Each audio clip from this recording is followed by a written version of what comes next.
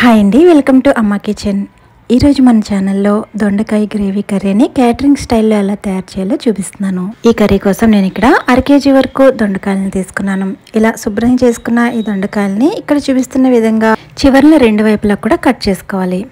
ఇలా కట్ చేసుకున్న తర్వాత మనం వంకాయకి ఎలా అయితే ఘాట్లు పెట్టుకుంటామో ఆ విధంగానే ఈ దొండకాయలన్నిటికీ కూడా ఇలా ఘాట్లు పెట్టుకోవాలి.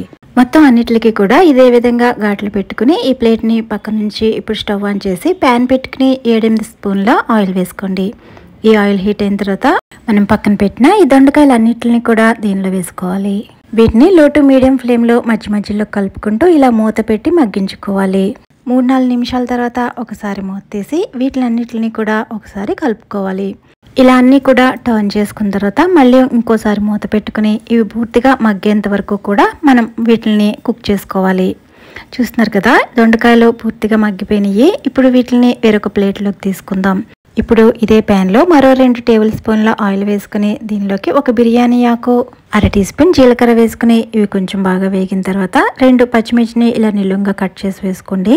అలాగే 2 ఉల్లిపాయలను కూడా ఇలా చిన్న ఉల్లిపాయలు తీసుకున్నాను నేను ఇక్కడ.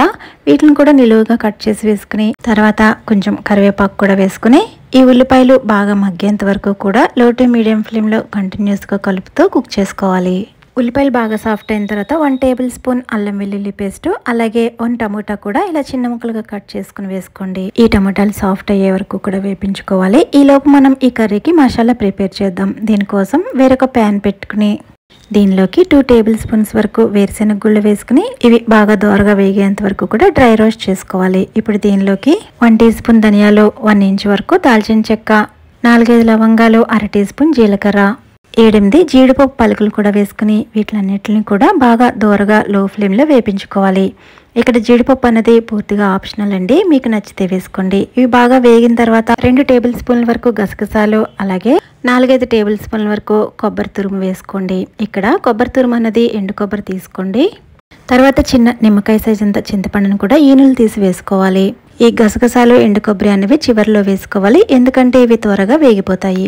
ఈ గసగసాల ప్లేస్లో నువ్వులు కూడా తీసుకోవచ్చండి. ఇవి బాగా వేగిన తర్వాత వీటిని ఇలా పౌడర్ కింద చేసుకుని టమోటా పూర్తిగా సాఫ్ట్ అయిన తర్వాత దీనిలో వేసుకోవాలి. ఈ మసాలా మనం ఆల్రెడీ వేపించుకున్నదే, కానీ ఇలా ఆయిల్లో 2-3 నిమిషాలు వేపించుకోవాలి. ఇలా వేపించుకున్న తర్వాత దీనిలోకి 2 టేబుల్ స్పూన్స్ వరకు కారం, 1/2 టీ స్పూన్ పసుపు, రుచికి సరిపడా సాల్ట్ వేసుకుని ఈ స్పైసెస్ అన్ని ఇందులో బాగా కలిసేటట్టు ఒకసారి కలుపుకోండి. ఇప్పుడు దీనిలోకి 1.5 గ్లాసుల వరకు వాటర్ వేసుకోవాలి. ఇలా వాటర్ వేసుకున్న తర్వాత ఇదంతా కూడా బాగా కలిసేటట్టు ఒకసారి కలుపుకోండి. ఈ వాటర్ మరిగి కొంచెం బబుల్స్ వస్తున్నప్పుడు మనం ఆల్రెడీ వేపించుకున్న ఈ దొండకాయలని దీంట్లో యాడ్ చేసుకోవాలి. ఇప్పుడు ఈ దొండకాయలకు కూడా ఈ స్పైసెస్ అన్నీ బాగా పట్టేటట్లు ఒకసారి కలుపుకొని మూత పెట్టి ఈ దొండకాయలు పూర్తిగా సాఫ్ట్ అయ్యేంత వరకు కూడా లో టు మీడియం ఫ్లేమ్లో మధ్య మధ్యలో కలుపుకుంటూ కుక్ చేసుకోవాలి. 7-8 నిమిషాల తర్వాత నేను ఇక్కడ మూత తీస్తున్నాను. చూడండి, దొండకాయలు చాలా బాగా సాఫ్ట్ అయిపోయాయి. నేను ఇక్కడ గ్రేవీ కన్సిస్టెన్సీ చూపిస్తున్నాను. ఈ విధంగా కన్సిస్టెన్సీ ఉన్నప్పుడే స్టవ్ ఆఫ్ చేసుకోవాలి, ఎందుకంటే ఇది చల్లారే కొద్దీ ఇంకా గ్రేవీ దగ్గర పడిపోతుంది. నేను ఇక్కడ ఒక దొండకాయని విరిపి చూపిస్తాను. చూడండి, చాలా బాగా కట్ అయింది, అంటే దొండకాయలు పూర్తిగా ఉడికిపోయాయి. ఇలా దొండకాయ పూర్తిగా ఉడికేంత వరకు కూడా ఈ కర్రీని ఉడికించుకోవాలి. అంతేనండి, చాలా ఈజీగా క్యాటరింగ్ స్టైల్లో మనం ఈ దొండకాయ కర్రీని ఇంట్లోనే తయారు చేసుకోవచ్చు. మీకు ఈ వీడియో నచ్చితే లైక్ చేయండి, సబ్స్క్రైబ్ చేసుకోండి. మరో మంచి రెసిపీతో మళ్ళీ కలుద్దాం.